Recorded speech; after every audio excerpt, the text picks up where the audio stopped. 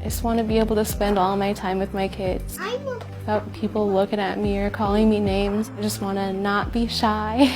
I want to be who I am.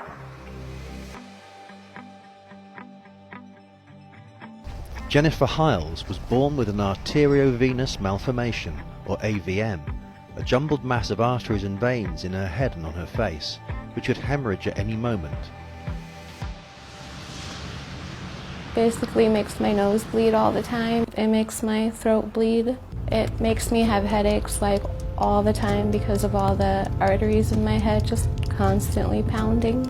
Her condition has meant that she's faced a lifetime of bullying and unwanted stares, and this can still be a problem when she picks her children up from school. As soon as all the first graders come out the door, one of them looked over at me and he just yelled, "What's wrong with her face? What's wrong with that lady's face?" And they would say it's gross and sick and be like, "Whose mom is that?" Like, I'm more worried about them making fun of my daughter than they are me. I don't want her to be affected by it. When Jennifer was born, she had a birthmark, which soon grew worse. I started to bleed all the time when I was like 3 months old, so I would always have to get blood transfusions. Hi, sweetheart. There'd be times where I was terrified to go to sleep at night because her nose would bleed in the middle of the night, and I'd wake up and there'd just be blood covered all over the sheets, and that would make her really sick. There was a point in time where she got so sick and was so pale that she threw up a ton of blood, and I had to call 911. I almost lost my daughter. Although Jennifer was officially diagnosed with AVM age 12 and has had several surgeries, she's still at risk from blood loss. And now she has had saline-filled tissue expanders put in her face. Just like a big balloon with saline inside. Basically like breast implants just in my face.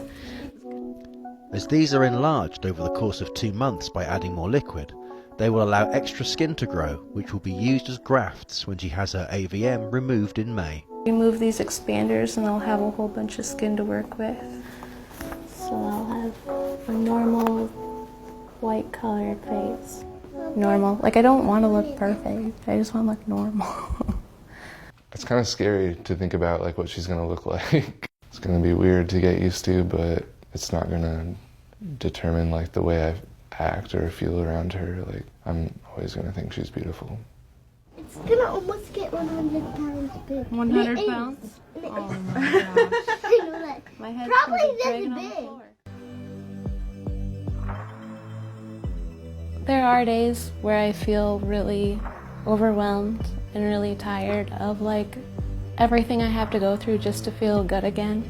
And I know that I do a really good job at like tricking everybody because I always like try to pretend like I'm really positive or be really positive. I'm praying and hoping that she can live a happier and healthier life.